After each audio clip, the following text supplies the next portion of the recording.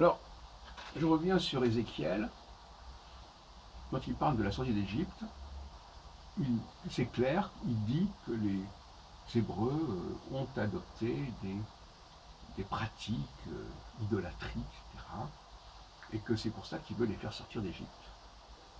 Et c'est pas du tout le récit officiel de l'Exode, comme quoi, comme ils étaient esclaves, Dieu est venu les sortir de l'esclavage. Il est venu les sortir de l'esclavage des idoles, mais pas d'esclavage politique. Et c'est pour ça que les 10 commandements font sens, parce que c'est là, justement, il remet les choses au point. Et d'ailleurs, dans Ézéchiel, on voit bien que quand il parle pour son époque, il dit aussi que c'est pour ça que la sortie d'Égypte, elle est mise en avant, parce que justement, elle met en abîme, elle met en relief ce qui se passe lors de la captivité de Babylone. La captivité de Babylone, elle est étudiée à travers la sortie d'Égypte, c'est-à-dire qu'elle ait existé. Mais le parallèle est totalement évident pour Ézéchiel. Les mêmes causes provoquent les mêmes effets. Et d'ailleurs, il s'agit de sortir de Babylone comme ils sont sortis d'Égypte. Alors, on voit bien qu'il y a une désobéissance, effectivement. Et si on comprend que la sortie d'Égypte, c'est aussi l'infidélité par rapport à Dieu, à Yahvé. Et donc, les 10 commandements, c'est une façon de remettre les choses en ordre. Et j'ai dit dans une précédente vidéo que c'était pas du tout ce qui apparaissait quand on lisait l'Exode. On a l'impression, on ne sait pas très bien pourquoi ces 10 commandements sont donnés. Qu'est-ce qu'ils pratiquaient avant ces 10 commandements, ces Hébreux? On n'ose pas dire qu'ils pratiquaient l'idolâtrie, bien qu'il y ait eu le veau d'or. Le veau d'or, c'est bien la preuve d'une résurgence, d'une régression vers le culte qui était comme interdit, et dont on a voulu les sauver. On n'a pas voulu les sauver de l'esclavage, au premier sens du terme. Alors, je voudrais parler maintenant, c'est de la désobéissance. Alors, bon, je n'ai pas les textes sous les yeux, mais chez les chrétiens, on nous dit que les juifs ont désobéi lorsque Jésus est arrivé. Et donc ils ont été punis pour ça, ils ont même été exclus de l'Alliance pour ça, quand on lit des lectures complètement folles sur la Nouvelle Alliance, qui n'ont rien à voir avec les textes de Jérémie, etc. Bon. La Nouvelle Alliance n'est pas ça du tout. Dans Jérémie 31, elle dit qu'il va y avoir d'autres conditions pour que les choses se fassent. Tu nous renvoies d'ailleurs à la question de Babylone, de l'astrologie, puisque l'astrologie est née en Mésopotamie, et donc c'est pas par hasard non plus que l'astrologie joue un rôle dans ce système. Vous connaissez les travaux là-dessus. Donc, cet argument de la désobéissance ne tient pas debout, puisque finalement, à l'époque de Jésus, les Juifs n'étaient pas idolâtres, à ma connaissance. Donc, qu'est-ce qu'on leur reproche à l'époque de Jésus, finalement? On leur reproche quoi? On leur reproche de ne pas avoir reconnu Jésus. C'était pas écrit dans la loi qu'il fallait reconnaître Jésus. Donc on met en avant une loi qui n'existe pas, un fait qui n'existe pas, en disant ah oui mais c'est Dieu qui s'est présenté et vous n'avez pas voulu le reconnaître. Mais quand on lit toute la Bible, c'est pas du tout ça la question. La question c'est est-ce que vous avez respecté les commandements?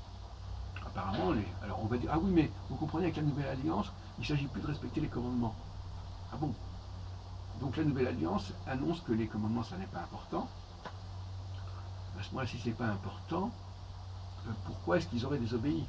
Puisque si la Nouvelle Alliance dit que les Juifs, les Hébreux, ils ont ça dans leur cœur, gravé en leur cœur, donc ils ne peuvent pas désobéir. Ils sont programmés pour ne pas désobéir.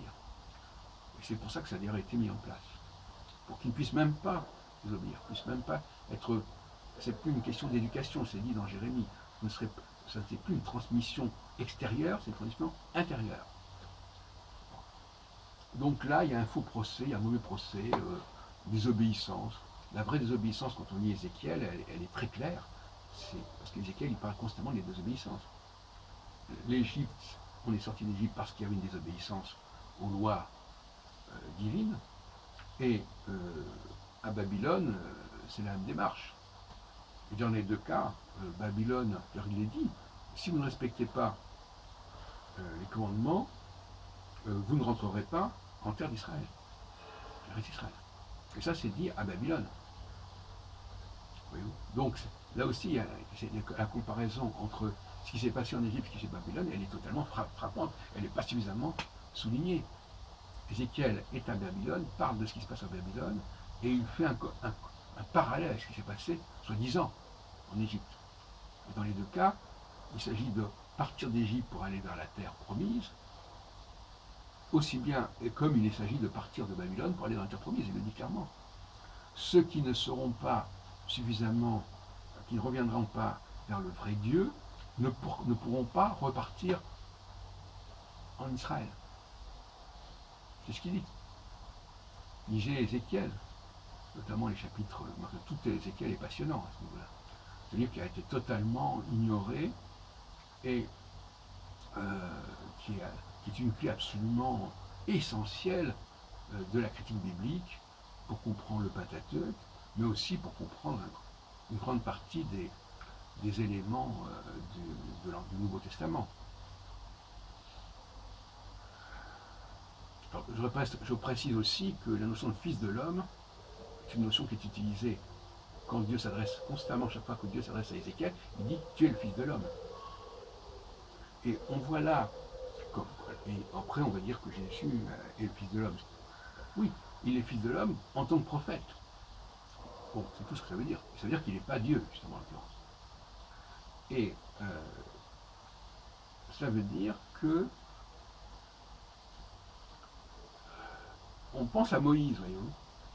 Le dialogue qu'on voit dans Ézéchiel, quand Dieu dit à Ézéchiel, tu feras ceci, tu feras cela, on retrouve dans l'Exode cette idée aussi que Dieu dit à Moïse, tu diras ceci, tu diras cela. Donc tout le personnage de Moïse est calqué, le dialogue entre Dieu et Moïse est calqué sur le dialogue entre Dieu et Ézéchiel.